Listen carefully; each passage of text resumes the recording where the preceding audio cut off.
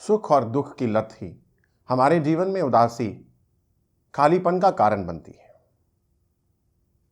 सुखों के पीछे भागते भागते हम अपने जीवन में उदासी को कब ले आते हम पता भी नहीं चलता। दोस्तों, मैं आज आपके साथ इस वीडियो में बात करूंगा सुख और दुख वास्तव में है क्या। इसलिए मेरे साथ इस वीडियो में अंत तक बने रहें और शेयर की जाने वाली विजडम को ध्यान से सुने और अपने जीवन में इस सुख और दुख के साइकिल से, इस लूप से बाहर निकलकर आनंद को अपना हिस्सा बनाएं। सुखों का हैवी डोज लेने के चक्कर में हम अपने जीवन को परेशानियों से भर लेते हैं।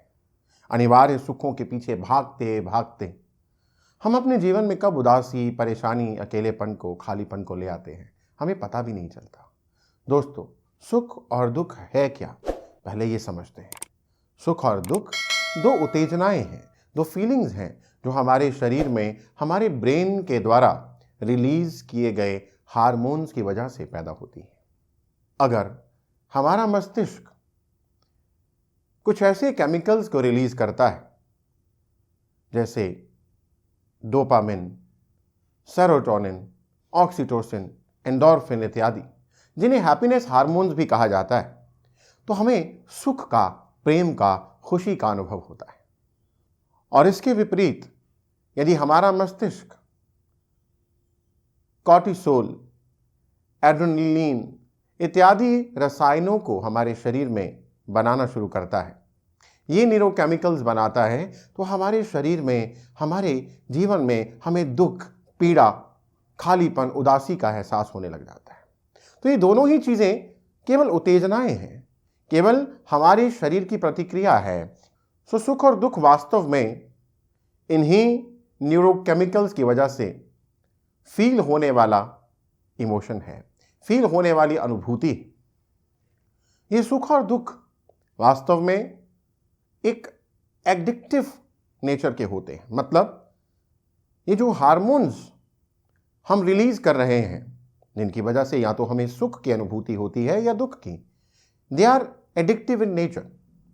अगर हम लंबे समय तक सुख या दुख का स्टेट रिपीट करते हैं, यानी वो स्टेट ऑफ माइंड बार बार बना करके रखते हैं एक लंबे समय के लिए, लंबी अवधि के लिए, तो हमारे शरीर को उसकी लत लग जाती है, उसकी आदत हो जाती है, यानी उन हार्मोन्स की आदत हो जाती है। अब आप कहेंगे क्या दुख की भी आदत हो जाती है? बिल्कुल दोस्तों, क्योंकि वो हार्मोन्स जब हमारे शरीर में बार बार बन रहे हैं तो हमारे शरीर उसका आदी हो जाता है। जैसे कोई भी नशा लगने से फिर शरीर उस नशे को बढ़ाने की मांग करता है, वैसे ही हमें यदि इस सुख और दुख का नशा लग जाता है, मतलब उन हार्मोन्स का जो हमें सुख या दुख का एहसास कराते हैं, उनका नशा, एक लत लग जाती है, तो फिर हमारा शरीर उन हार्मोन्स को बढ़ाने की मांग करता है। अब आप कहेंगे क्या दुख की भी लत लग सकती है? बिल्कुल दोस्तों, एक ऐसा साइकिल है, क्योंकि लंबी अवधि तक जब एक ही प्रकार के हार्मोन्स, एक ही प्रकार के केमिकल्स हमारे भीतर बन रहे हैं, रिपीट होते जा रहे हैं, तो हमें उनकी आदत हो जाती है। अब इसी आदत का शिकार होकर लोग अपने सुख को या दुख को बढ़ाने की ओर भागने लग जाते हैं। अब जब सुख की आदत होती है और सुख को बढ़ाने के लिए फिर लोग या तो मोबाइल देखते हैं या खाने पीने की ओर भागते हैं या फिर शॉपिंग करने जाते हैं, और इनकी अति हो जाए तो पॉर्न मूवीज, हस्तमैथुन इत्यादि के भी शिकार हो जाते हैं।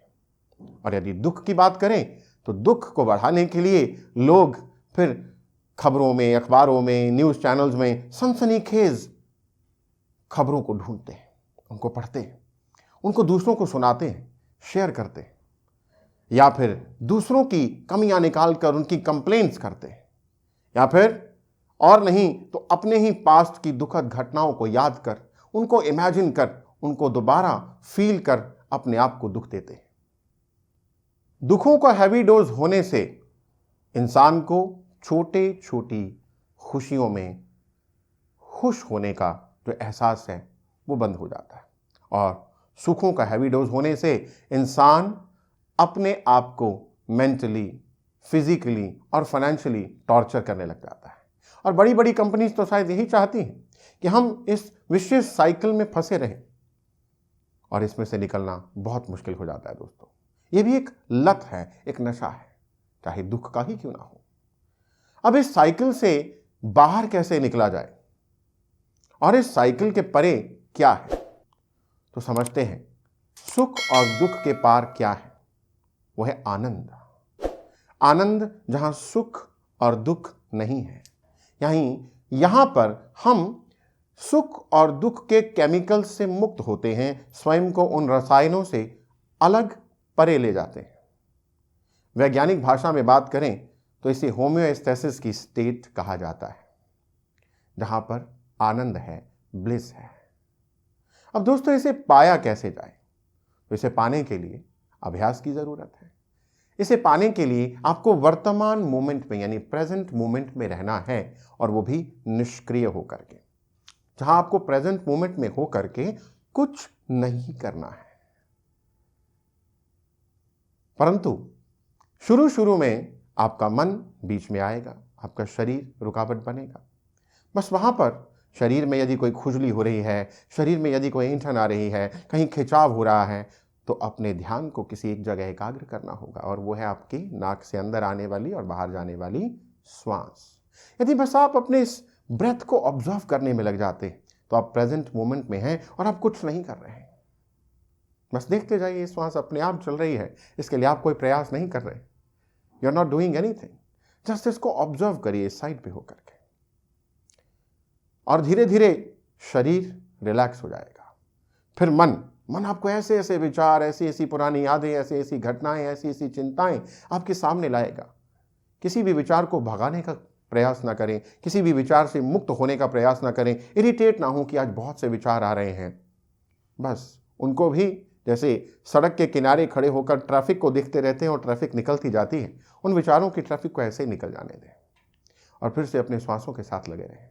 इससे आप उस होम्योस्टेसिस की स्टेट को पा लेंगे, आप उस आनंद की स्टेट को पाएंगे, जहां आप दुख और सुख के बिल्कुल परे होंगे। दुख और सुख के जो हमारे शरीर को लत लग चुकी है, यानी उन रसायनों की जो आदत लग चुकी है जो हमें दुखी और सुखी करते हैं, इन दोनों बंधन से आप मुक्त हो जाएंगे। असल मायने में यही वो स्टेट है जिसे सभी संतों ने, गुरुओं ने, सभी धर्मों ने हासिल करने की ओर जोर दिया। आप सभी सदा आनंदित रहें, यही मेरी आप सबके लिए भी मंगल कामना है, और आप भी इस साइकिल से, इस बंधन से मुक्त हो जाएं। Thank you very much for watching this video. अगर ये वीडियो आपको अच्छी लगी है तो इस वीडियो को औरों के साथ भी शेयर करें, ताकि वो सब भी अपने भीतर स्थित हों और इस आनंद की स्टेट को पाएं, एंजॉय करें और इस दुख और सुख की लत से बाहर हो जाएं। Thank you very much.